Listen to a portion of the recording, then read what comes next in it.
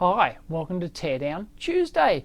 Got another bit of test equipment today, but it's one that you probably haven't seen before, and from a manufacturer you almost certainly haven't heard of before. What is it? It's a variable frequency converter from a company called Absopulse, and yes, they're from Canada. This is made in Canada, in Ottawa, in Canada, in Canada's Silicon Valley North.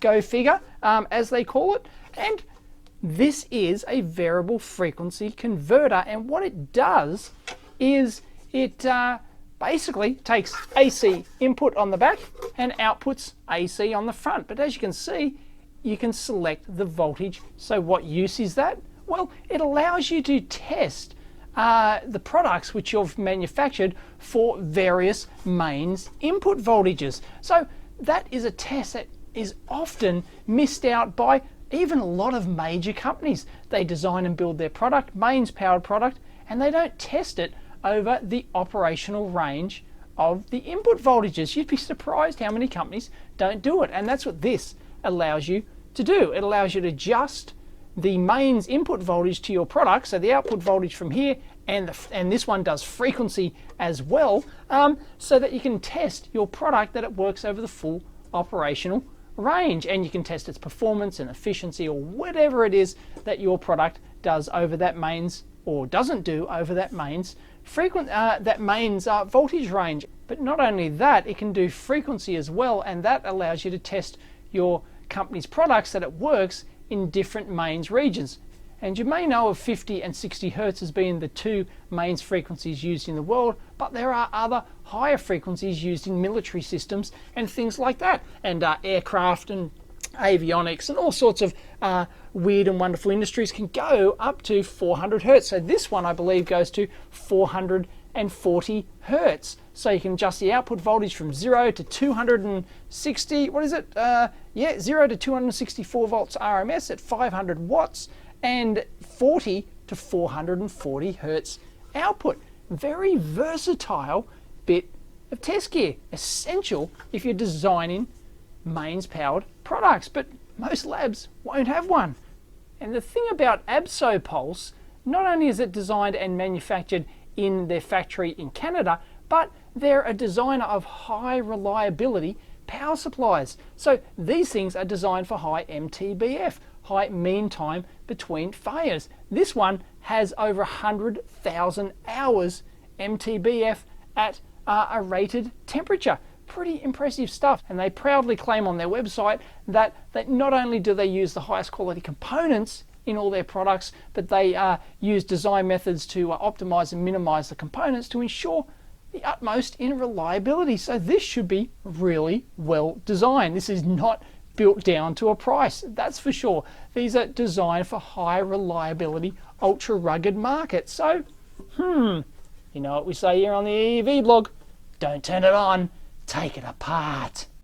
But before we do that, let's take a look at the spec sheet here. And the model we've got, even though it's not written on it, is the VFC500 series. And it's a variable output voltage and frequency. It's got electronic power factor correction. It is small and light. I've got to admit, it is quite light. It's got true sinusoidal output voltage. It's got fully isolated outputs, as you'd expect. 500 watts output power capability, full electronic protection, and field-proven design topology. Excellent.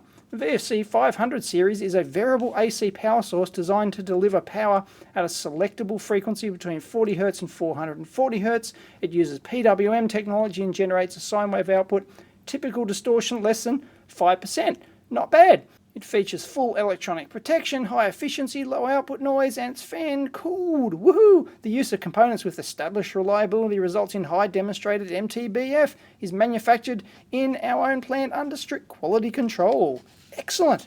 Now let's have a look at the specs. It has a universal input voltage range, 95 to 264 volts, and also a large input frequency range from 47 to 410. Not surprising, I guess. The power factor is a minimum of 0.97 at full load for the entire input range. Various input protection schemes are inrush current limiting, varistors, internal safety fuses.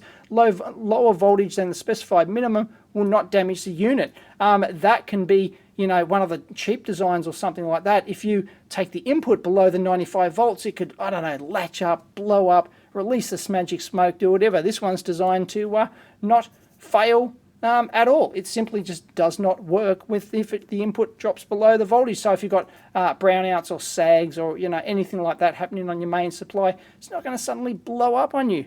Fantastic. It's got 1 hertz step output frequency from 40 to 440, 0.1% frequency stability.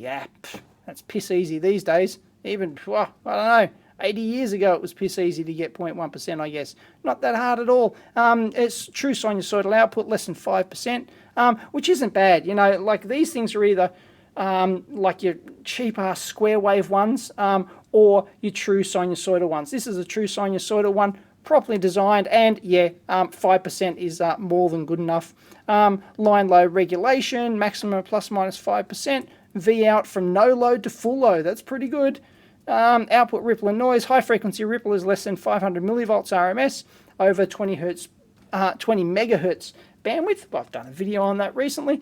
Output overload protection, current limiting, short circuit protection, thermal shutdown, blah blah blah. Hiccup at 4.8 amps RMS. Hiccup, hiccup, hiccup. Love power supplies that hiccup. Output over voltage protection, 280 volts AC by internal power supply limiting, 80% efficiency. Oh man, temperature drift 0.05% per degree C, blah blah blah blah blah. Operates from 5 to 95% humidity.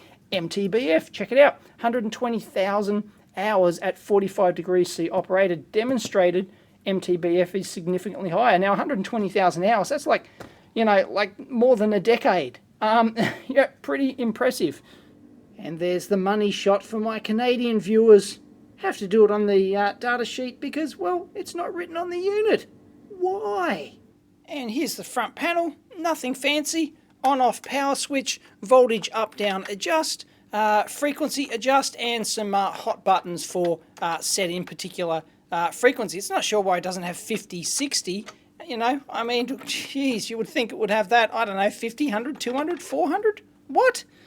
Anyway, it's got isolated outputs, neutral and pH. I assume, I've never heard of pH. I assume that's like phase hot, maybe. Anyway, that's the mains output, and ground, that would be just connected through to mains earth if you wanted a mains earth reference output. But that's all there is to it, and on the back of the thing is no more exciting, I'm afraid.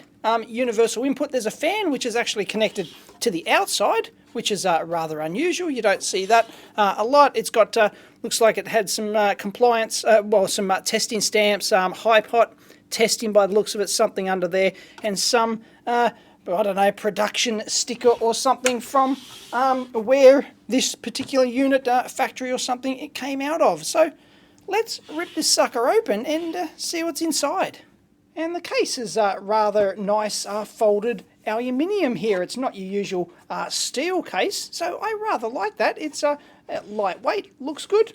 Nice bit of engineering. Feels pretty solid and reliable. I like it. Now, of course, there are many design topologies to doing something like this. So this will be my complete guess that it's going to have a basic input to basic AC input to DC conversion, and it'll either do that direct bridge rectifier on the mains input, or it may actually use an AC to DC converter as a first stage, and then the second stage of the output will be a DC to AC power inverter. And of course, you've you know, you're familiar with those. You can buy them for next to nothing for converting your 12 volt car battery into a mains output, but they're usually pretty crusty. And I have a DaveCAD drawing right here which it shows how crusty it can be. You can basically have your 12 volt DC supply or whatever it is,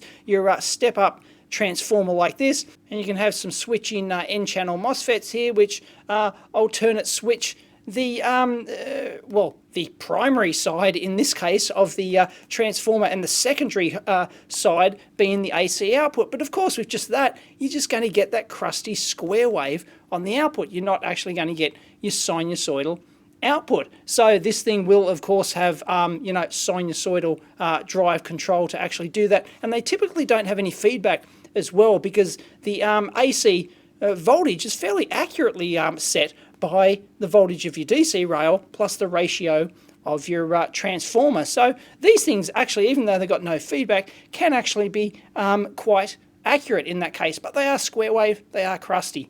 Now, this thing, of course, it'll have the step-up transformer, of course, but it'll have sinusoidal control, and it says it does PWM control. In fact, what does it say? It says it uses PWM technology and generates a sine wave output. So the PWM might just be used to generate the sinusoidal waveform. I don't know. There's probably, likely some sort of microcontroller in there as well to handle the display and probably generate the required frequency with PWM. But I don't know. There are many other ways they could do it. They could certainly do it some clever scheme like direct AC to AC or something like that. But I think there's going to be that two-stage process with DC in between. But there's only one way to find out. Screwdriver time. So what we've got is 6 screws on the top, and that looks like it holds, there's like vertical heat sinks inside, and it looks like mounting, aluminium mounting boards or something in there, so like a separator. So that could be the 2 halves. Maybe there's one half, maybe there's one board in there. There's the 6 screws, so maybe there's one board in there which does the AC to DC conversion, and then there's another board in there which does the output DC to AC conversion at variable frequency. So let's undo this thing. And as I said, should have really high reliability components. We won't find any no-name caps in here. I'm sure they'll be super high quality because this thing is not built down to a price. Price really has no, the designers of this thing weren't thinking about price. They weren't constrained by price when they were designing it, I'm sure. So they're free to just choose the best possible components. Right, it is apart, so let's lift. This should just lift off, and ta-da, it does. And yes, folks, we have 2 boards in there. Well, there's one front panel board, of course, that was kind of a given, but we have 2 boards in there, as I expected. And yeah, I think one is certainly going to be the mains AC to DC, and the other's going to be the DC to AC board. There's actually quite a bit in there by the looks of it. Whoa, I see a bodge cap already, and didn't expect to see a bodge cap, but I see lots of silicon hot snot around the place, and well, interesting. Let's check it out. Now, there's one thing I noticed, first of all, and I don't like the looks of it. Now, here's the terminals, here's the ground terminal on the front, okay, and there's the green and yellow earth wire coming out from that, okay, and it goes over here, and then it's connected over into here. It's got crimped, it's got a shake-proof washer, brilliant, okay, and then, okay, that is then screwed down. It goes onto this, which is then screwed onto the bottom plate, and of course the bottom plate is the entire chassis for the thing. But if you have a look inside here, there it is. I've undone the screws on the back of this thing. There is no connection onto the earth lug of that mains input filter there. Look at that. Nothing. It's not connected at all. What they're relying on is, which I haven't, look, they're relying on the fact that this mains filter, okay, it, either it's got a dicky connection on the side there, or it's got some, you can't get in there and see it, but it's got some metal on the back in there, because the screw which goes into it, which has a shake-proof washer, no worries, they've done well there, but then that's connected onto the plastic there, so it's not even making contact. So it's just the press against the metal of that into the threaded screw hole. I mean, I mean, if that plastic was over molded a bit, it may not even make contact at all. I don't like it. Why have they done that? It seems retarded. It seems so well engineered at first glance, everything apart from the lack of the mains. Why wouldn't they just put the extra crimp wire on there and wire it through directly to the front panel? I don't get it. All right, so what's going on here is pretty much what I suspected. We've got our 240, our mains comes in here, goes to our front panel switch over here, and then goes over to the top of this board over here. So it goes into this part of the board. We'll take these boards out and take a better look. And this is the, I believe, this will be the AC to DC conversion, and these big thick black and red wires there, which go from this module over to this module, are the DC output down to there, I'm presuming. But curiously, they've got this control board here, adjustment pots with, they've put some set lock on there when they've adjusted that. And it looks like they've really adjusted, and they don't want anyone to adjust that pot there either. So, and there's another one down on the front panel. That's for the display accuracy, the display ADC and measurement accuracy, I believe. But this control board in here is rather interesting, which goes through to the front panel control here. So, maybe are they generating the required sine wave on this board and then feeding it over to here? We've got some optocouplers down in there by the looks of it, and I don't know, it's the topology of this thing. Well, there are certainly no shortage of screws holding this plate down, 10 of them, all with shake-proof washers. Excellent, they've done well, and ta-da! There it is. There's our AC input module, I guess we could call it.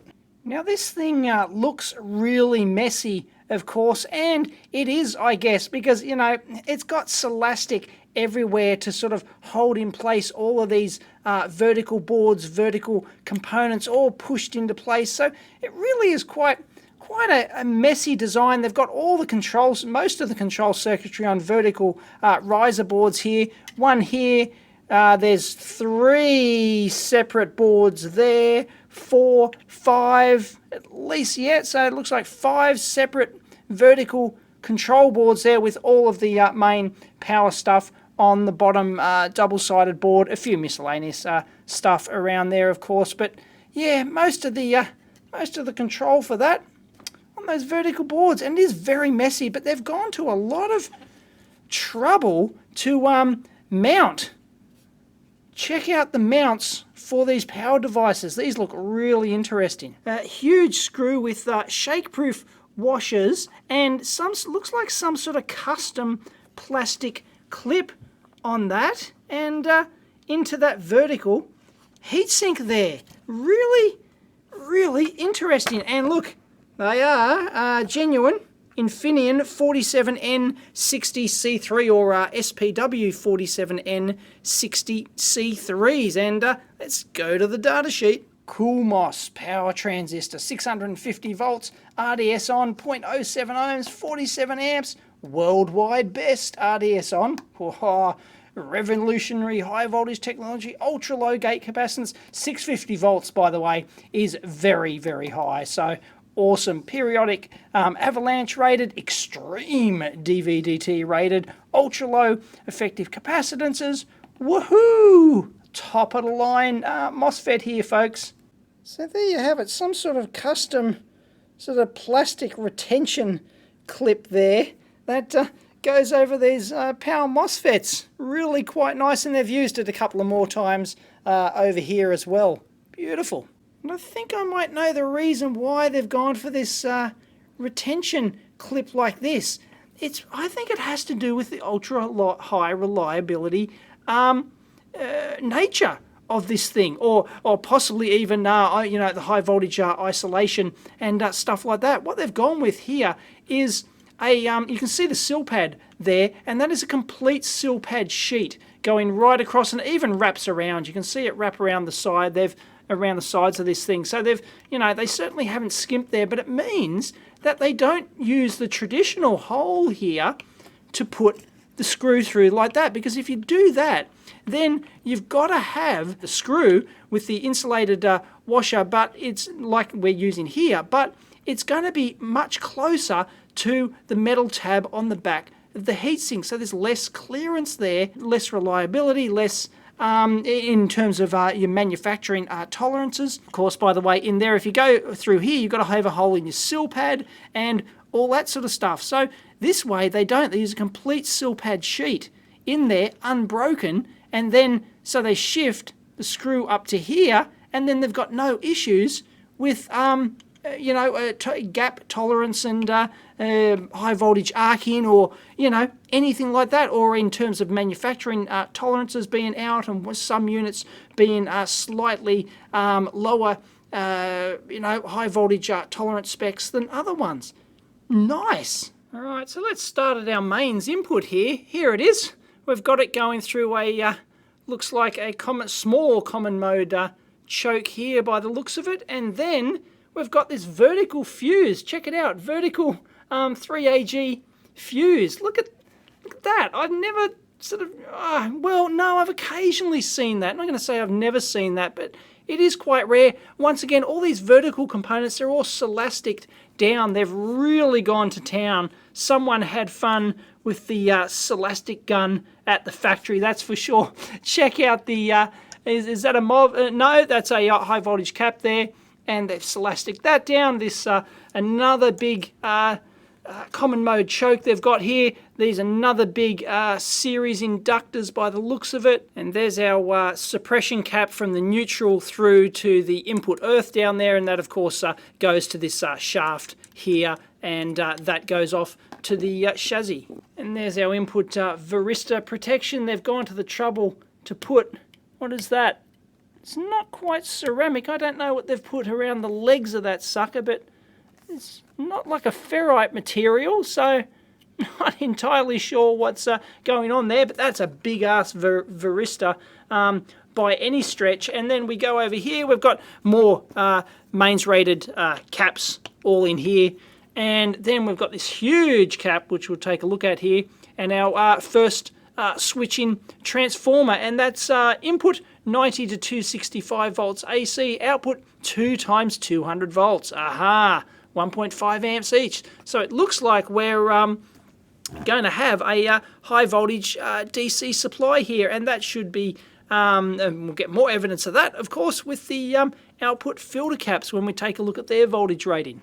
And what we have here, folks, is a high voltage, high reliability metallized polypropylene cap, and they've used this instead of a more traditional electrolytic cap for ultra high reliability. Once again, huge standoff, and they've gone to the trouble to put insulation on the leads there. Oh, brilliant. Celastic it down. I mean, it does look ugly, but hey, this sort of thing works. So what the designers have thought is that, well, this is our critical cap on the input side to our main switching transformer here. Let's get an ultra high reliability cap, and that's what they've done. And we've got a board in there with a whole bunch of power resistors on it, probably all paralleled up. And once again, some more 47N60s as well down in there. We've got 2 and possibly a third one on the other side here. I found it! I found it! There you go, folks. Made in Canada. And they haven't mucked around with the isolation either. Check out that. They've just gone primary, secondary isolation. Ha! Let's just route out the board. No worries. So this transformer here, of course, isn't our main isolation transformer. If you have a look at the bottom here, there you go. There's just the isolation slot here, which is just separating mains earth from the rest of that. But look, it goes straight through. So that's not actually the main switching isolation transformer. All of this part would be part of the active power factor correction circuitry, I believe. So if you have a look at the back of the board, you can actually see the flow of this thing. Here's our mains input over here. We've got our input filter in our common mode chokes and stuff like that. Then we've got it going into our active power factor correction circuitry, which would be all this stuff in here. We've got high current stuff going around into our primary side of our main isolation switch-in transformer here. Here's our secondary side of that. You'll notice that that's also isolated down in there, but they haven't bothered to cut a slot out of that one, but that's a massive isolation slot. They're not mucking around there at all. And then we've got our output bridge rectifiers here. We've got a big output common mode choke here, and then our output filtering, and goes straight to our high voltage DC output terminals.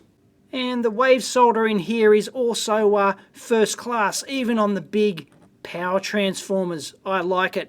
And that's a very common thing to, you know, goof up your lower quality manufacturers. They'll either be soldered by hand or, you know, really crusty wave soldering, and you won't get good quality joints. And of course, they're gone for the best. Nippon Chemicon capacitors, KMH series, 105 degrees C rated, 450 volts, 220 microfarads. Beautiful. They would be genuine. Bet your bottom dollar. And on the main DC output, just near the output connectors here, once again, Nippon Chemicon, exactly the same model, KMH, 250 volts, 560 microfarads. So this definitely is a high voltage DC output power supply. It wasn't the low voltage, which I thought probably would have been the least viable option for this. So they're outputting on these two terminals here, outputting, yeah, no, I can actually touch that. These have got bleed resistors on there. Check it out. Not a problem. And safety first, folks. I'm a professional. I know what I'm doing. And yeah, so they're outputting high voltage, like, you know, 250 odd volts on these terminals here.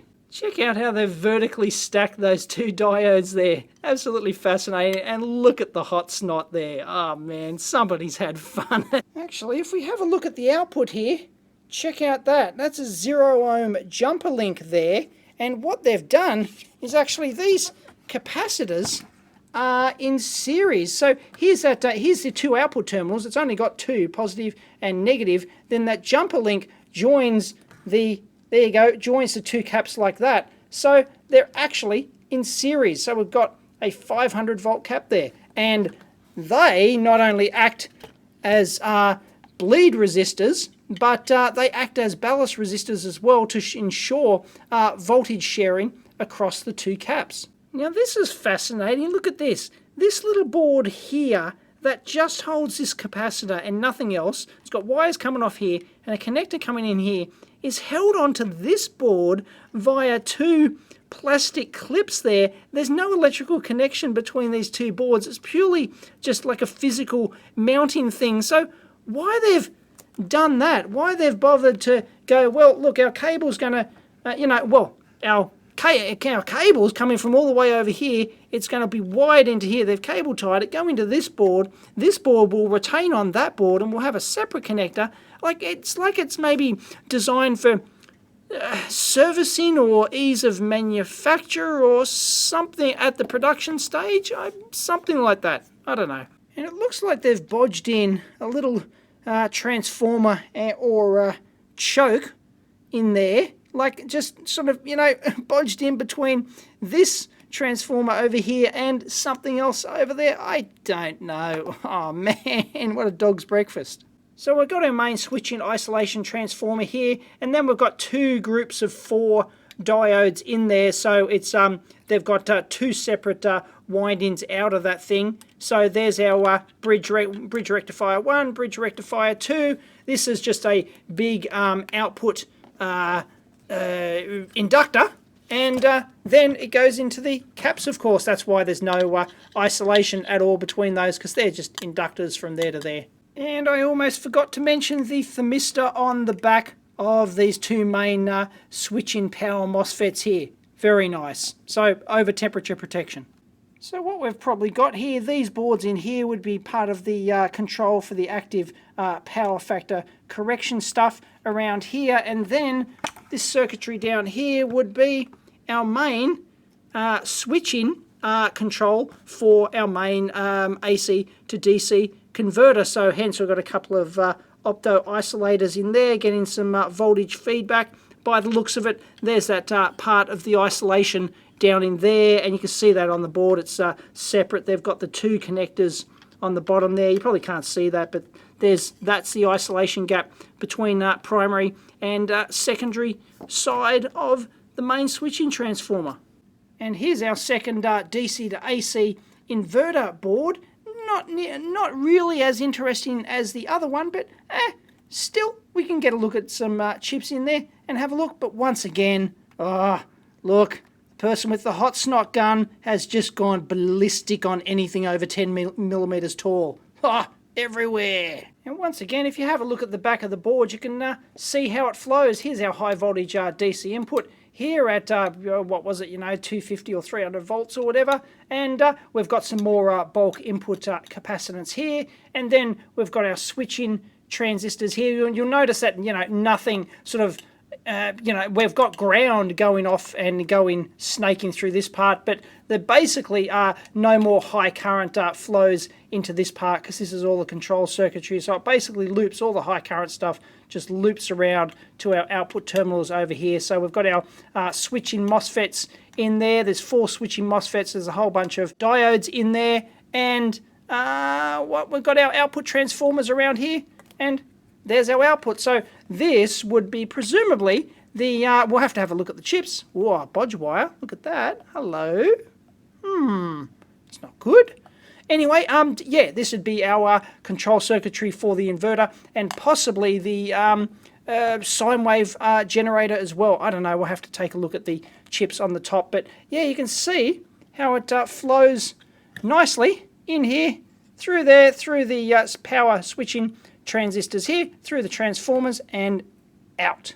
No surprises on the switching MOSFETs, same 47N60s we had on the main board with the high voltage retention clips. And check out down in there, we've got around the source lead of the MOSFET, cheeky little ferrite there just to take the edge off the switching noise. And first cab off the rank there is a UC3644N, and on a very quick search I can't find any info on that at all. Woohoo! Some 4000 series CMOS porn, classic 4049. Beautiful. And LM311, that's been slimed. And we have 2 IR2110 MOSFET drivers. They're upside down, so they're not going to work anymore. All the electrons have fallen out. What a bugger. The reason we have 2 of those is because we have 2 sets of power MOSFETs there. And check it out, we have ourselves a current transformer here. You may remember this from the smart meter teardown. We've basically got a single turn going through there, single wire through, and it's able to measure the output current. Beautiful. And on the rear side of both of those MOSFET heat sinks there, we've got ourselves a couple of cheeky little power diodes sharing the love. And our main input caps here aren't Nippon Chemicon, they're Cornell Dubilier 270 microfarad 450 working volts, 105 degrees C rated, high temperature versions. Of course, you'll note another 3AG fuse, vertical 3AG fuse down in there as well. Once again, held in place by hot snot, beautiful. But yeah, they are one of the world leaders in capacitors as well, so they certainly haven't skimped there. They might look a bit plain, but they cost a fortune, folks. And we've got ourselves another thermistor down on that heatsink, but curiously, on the matching heatsink over here, no thermistor. Why they've got not only one, I don't know.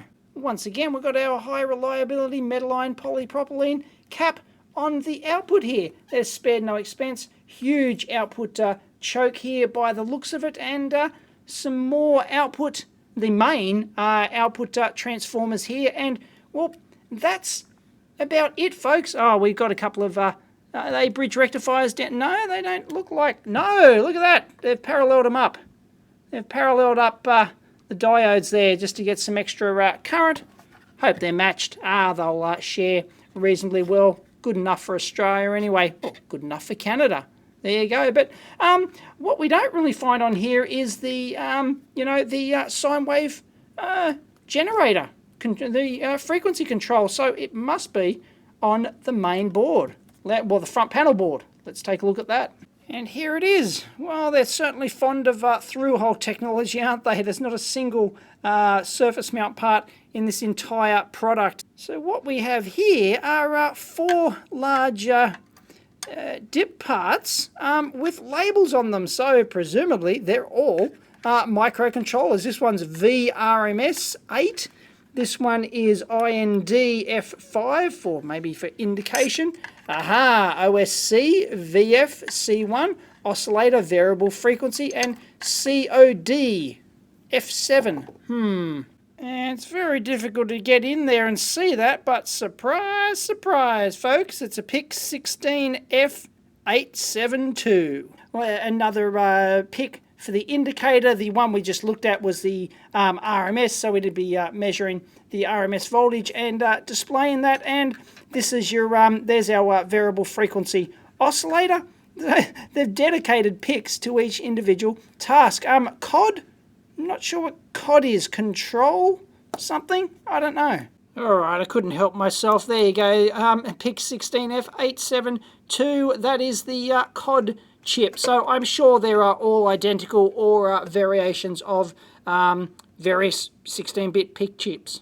Yeah, even the variable frequency oscillator, same device. And that RMS chip we had over here is obviously driving the display, because it goes down to this connector here, which then goes down to the second board, which then, there's nothing on the second board, by the way, it's just the displays and the switches, and that displays the voltage and the RMS voltage on the front. So there's actually a second tap coming off the output, and there it is. There's the output voltage coming out there. There's the N and the pH, the phase hot, or whatever it is. So it actually measures that using the built-in ADC and that, and it can also display the frequency. So COD, I don't know, control output display or something, IND indicator or something. It looks like it's driving, that one looks like it's driving the frequency display. So indicator is like the, frequency measurement and display. And we've got ourselves a couple of opto couplers down there. They're A3140s 8-pin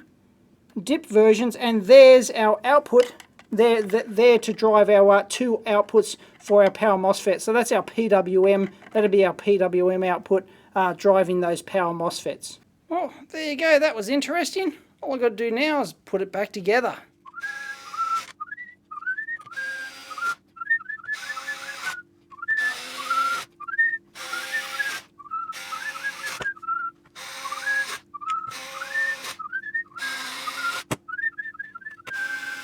And it's time to power this sucker back up and see if it works. Let's go. Will the magic smoke escape? Nope, not a problem. Look at that. 110 volts. That's probably the last voltage I set it at. And there it is. Bang on. 157 volts. 49.999 hertz. Not a problem. Let's go to 100 hertz. Boom. 200. 400 hertz output. Oh, that voltage didn't stay all that regulated, did it? There's a little bit of discrepancy there when you switch up in frequency between the set voltage, but there you go. And we can go up all the way to 440 hertz if we so desire. And you can see the voltage changing a bit with frequency. It's no load. It'll perform slightly different with load, but it's probably, I'm sure it's within spec. Now, one of the interesting things about this is that you can hear the switch in frequency. So I'll put my lapel mic right up to the side of the unit over here. I'll increase the gain and I'll change the frequency and we'll see if we can hear it. But you might need really good, low frequency response speakers and or headphones to actually hear this, but we'll give it a go.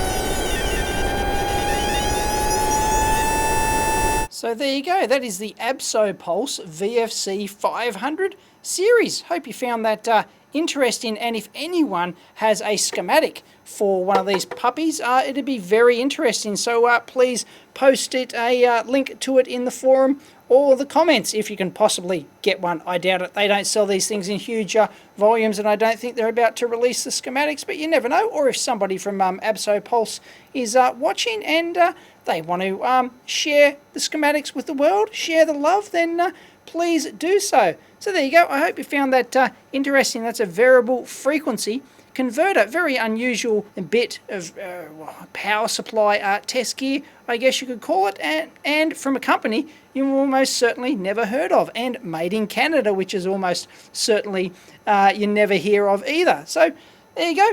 If you want to discuss it, jump on over to the EEVblog forum, and if you like Teardown Tuesday, please give it a big thumbs up. Catch you next time.